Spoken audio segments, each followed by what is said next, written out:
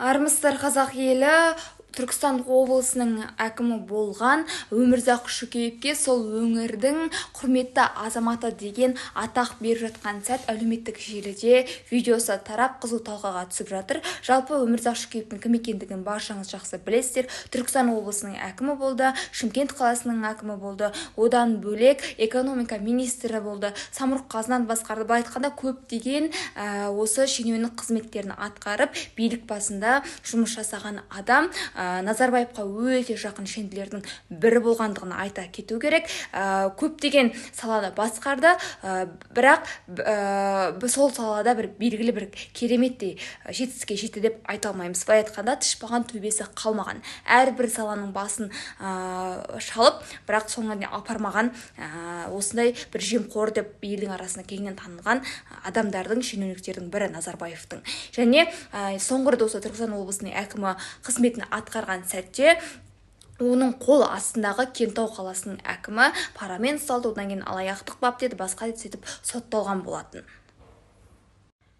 Енді Өмірзақ Шөкеев көпшілікке танымал, белгілі шенеуніктердің бірі болды, және ол несімен танымал болды? Назарбаевқа жақын шенді болғандығы үшін, Назарбаевтың адамы болғандығы үшін танымал болды. Қол астында қызметкер парамен ұсталды, бұл өзі қызметтен кетті.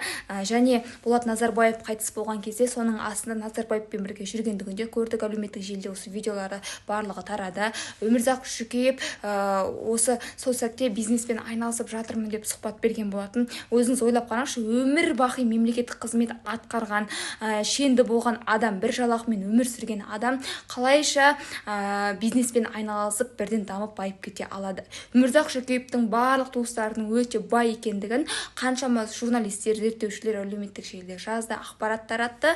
Бірақ Өмірзақ Шөкеевтің мұртын балта да шапқан жоқ. Қанша жерде ақпарат таратса да, басқа қалса да, сыбайлас жемқорлыққа қарсы агенттігі бар, басқасылар бәрі үнсіз, бармақ басты, көз қысты қылып тып-тыныш отыр. Және осылай Өмірзақ Шөкеевтің Түркістан облысының, Түркістанның бір кереметтей іс жасады деп айта алмаймыз. Құрметті азамат атағын алатындай Түркістанға ол соншалықты не істепті? Керуен сарайын білесіздер, осы Өмірзақ Шөкеевтің кезінде салды.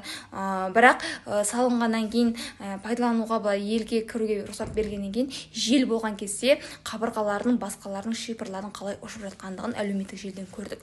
Одан бөлек $300 миллион үлкен футбол алаңын салды. 6.000 адамға арналған. Бірақ сол бір жаңбырдан ақ полный ішін су алып кеткендігін тағы көрдік.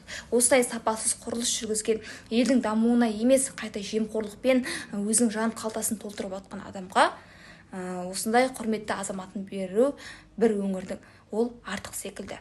Енді осылай бұлардың бас көтеріп шыққанына қарағанда Назарбаевтың айналасы тіріліп келе жатыр дегенді білдіреді.